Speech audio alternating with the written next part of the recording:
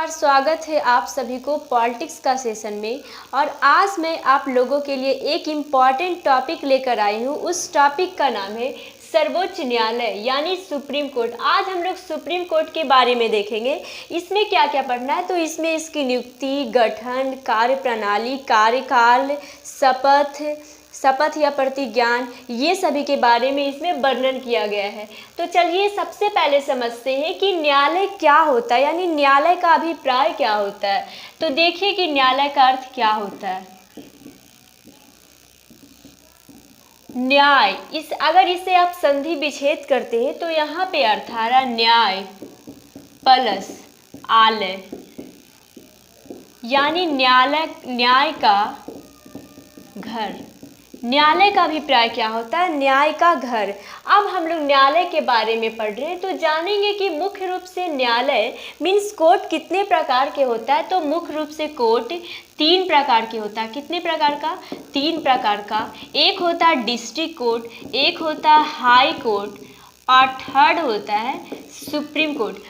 District court यानी हिंदी में बात करें तो अधीनस्थ न्यायालय इसे बोला जाता है। हाई कोर्ट का अगर हिंदी में बात करें तो इसे उच्च न्यायालय, और सुप्रीम कोर्ट को सर्वोच्च न्यायालय बोला जाता है।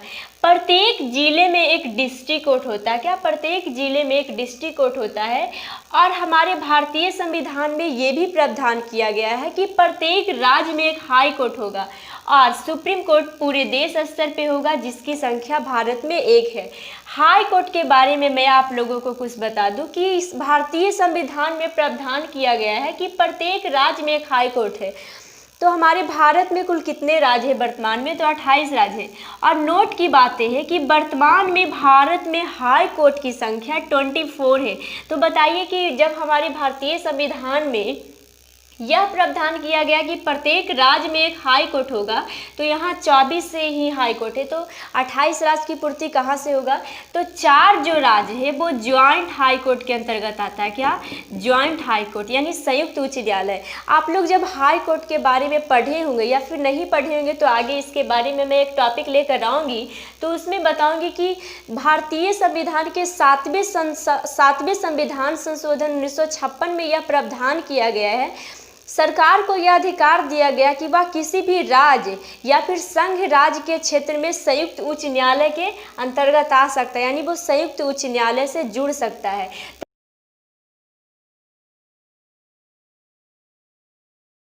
लोग देखेंगे सर्वोच्च न्यायालय का गठन, यानी सर्वोच्च न्यायालय का गठन किस प्रकार होता है।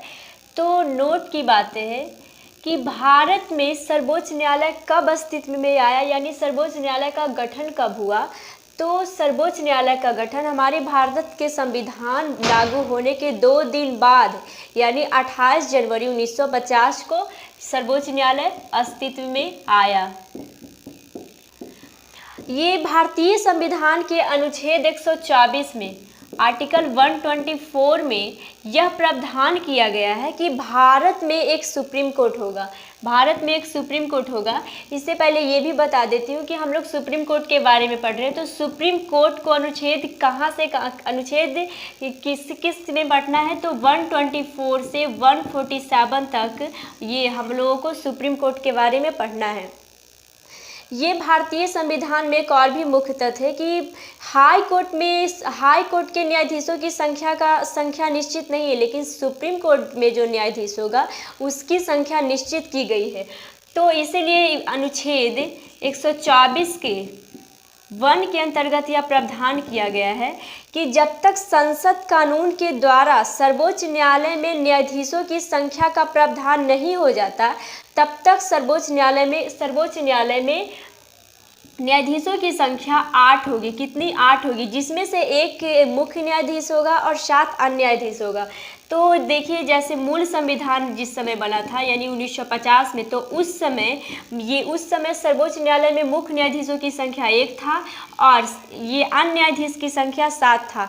और जैसे ही चेंज हुआ तो 1956 में सर्वोच्च न्यायालय में मुख्य न्यायाधीश की संख्या 1 थी और 10 अन्य न्यायाधीश था। फिर इसी तरीके से 1960 में ये 1 मुख्य न्यायाधीश की संख्या और 13 अन्य न्यायाधीश की संख्या। 1977 में 1 मुख्य न्यायाधीश की संख्या और 17 अन्य न्यायाधीश की संख्या। 1986 में 1 मुख्य न्यायाधीश की संख्या और 25 अन्य न्यायाधीश की संख्या। 2009 में एक मुख्य न्यायाधीश की संख्या और 30 अन्य न्यायाधीश की संख्या। कितने? जब 1950 में सुप्रीम कोर्ट में एक मुख्य न्यायाधीश की संख्या था और 7 अन्य न्यायाधीश का। 1956 में एक मुख्य न्यायाधीश की संख्या और 10 अन्य न्यायाधीश। 1960 में एक मुख्य न्यायाधीश, 13 अन्य न्यायाधीश। इसी तरीके से 1977 में, 1986 में और 2009 में इस क्रम में था।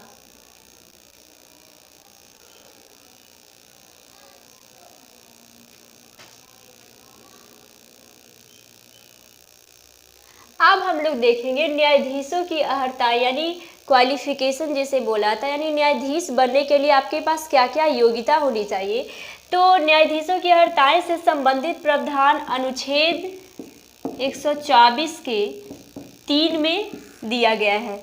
तो इसकी क्या क्या योग्यता है? तो सबसे पहले तो वह भारत का नागरिक हो। वो कहाँ का नागरिक हो? क्योंकि भारत का न्यायाधीश बन रहा है तो सबसे पहले वो भारत का नागरिक हो, या फिर किसी हाई कोर्ट या फिर किसी ऐसे 2 या 2 से अधिक न्यायालय का न्यूनतम 5 वर्ष तक वह न्यायाधीश रह चुका, यानी फिर या तो हाई कोर्ट या फिर 2 या 2 से अधिक न्यायालय का बोर्ड कम से कम 5 वर्ष तक ये न्यायाधीश रह चुका है, और या फिर किसी हाई कोर्ट या ऐसे 2 या 2 से अधिक न्यायालय का कम से कम 10 वर्ष तक अधिवक्ता रह चुका है। और सबसे लास्ट में कि वह राष्ट्रपति के दृष्टि में एक प्रसिद्ध विधिवेत्ता रह चुका। विधिवेत्ता कहने का अर्थ है कि कानून का अच्छे जानकार व्यक्ति। तो ये हो गया न्यायाधीशों की अर्हताएं से संबंधित तथ्य।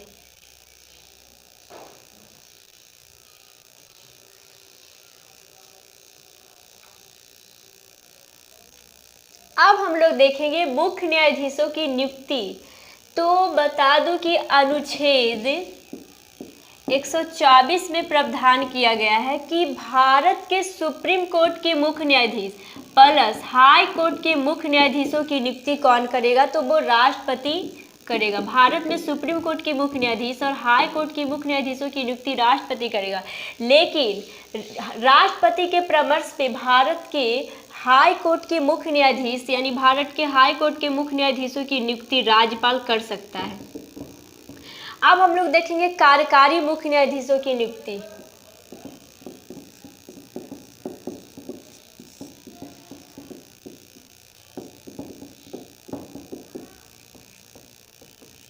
कार्यकारी मुख्य न्यायाधीशों की नियुक्ति। तो कार्यकारी मुख्य न्यायाधीशों की नियुक्ति से संबंधित प्रावधान अनुच्छेद 126 में दिया गया है। इसमें क्या होता है कि जब भारत के सुप्रीम कोर्ट का मुख्य न्यायाधीश अपने पद पे उपस्थित नहीं होता है तो सुप्रीम कोर्ट के अन्य न्यायाधीशों में से ही किसी ऐसे न्यायाधीश जिसे राष्ट्रपति इस प्रयोजन के लिए चूज करता है उस न्यायाधीश को, और वो अपने कर्तव्यों का पालन करता है। किसके कर्तव्यों को? तो मुख्य न्यायाधीश जो अपने पद पे कर्तव्य करता है, कार्यकारी न्यायाधीश भी उसी के कर्तव्यों का पालन करता है। तो कार्यकारी मुख्य न्यायाधीश की नियुक्ति हो गया। अब देखेंगे तदर्थ न्यायाधीशों के बारे में।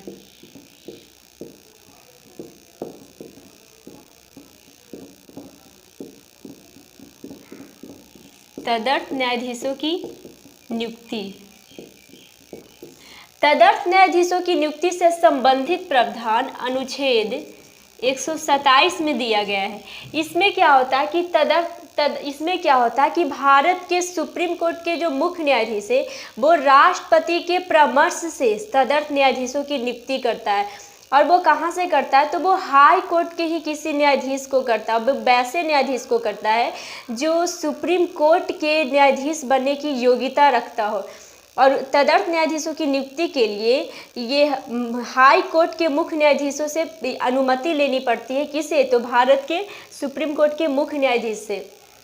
और ये नोट की बातें हैं कि तदर्थ न्यायाधीशों की नियुक्ति से संबंधित प्रावधान फ्रांस के संविधान से लिया गया। कहाँ से? फ्रांस के संविधान से। और तदर्थ न्यायाधीश केवल सुप्रीम कोर्ट में ही नियुक्त हो सकता है। और वो कहाँ का व्यक्ति रहता है? वो कहाँ का न्यायाधीश रहता है? तो वो हाई कोर्ट के न्यायाधीश रहता है।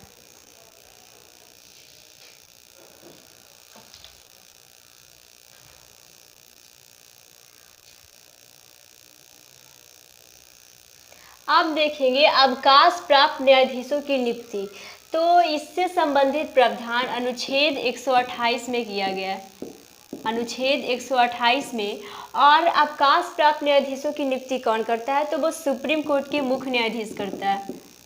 सुप्रीम कोर्ट के मुख्य न्यायाधीश ये क्या करता है कि सुप्रीम कोर्ट का मुख्य न्यायाधीश राष्ट्रपति के परामर्श पे सुप्रीम कोर्ट या फिर हाई कोर्ट के ही न्यायाधीश को, ये अवकाश हाई कोर्ट के सेवानिवृत्त न्यायाधीश को, यानी जो अभी तत्काल में न्यायाधीशों के पद पे ना हो, वो सेवा नहीं देता हो, उस न्यायाधीशों को सुप्रीम कोर्ट में कार्य करने तथा यहाँ आने का अनुरोध करता है। कौन? सुप्रीम कोर्ट का मुख्य न्यायाधीश। अगर ये सेवानिवृत्त न्यायाधीश से सुप्रीम कोर्ट के मुख्य न्यायाधीशों को अनुरोध स्वीकार कर लेता है, तो राष्ट्रपति के द्वारा जो वेतन व भत्ते दिया जाता है न्यायाधीशों को, उसका भी वो अधिकारी बन जाएगा। तथा सुप्रीम कोर्ट में जितने भी, यानी सुप्रीम कोर्ट में जितने भी सभी न्यायाधीशों को अधिकार दिए जाते हैं, उसका भी हकदार ये सेवानिवृत्त न्यायाधीश होगा। लेकिन एक मुख्य बात है कि वो सुप्रीम कोर्ट के न्यायाधीश नहीं समझा जाएगा। क्या? नोट की बात है कि वो सुप्रीम कोर्ट के न्यायाधीश नहीं समझा जाएगा।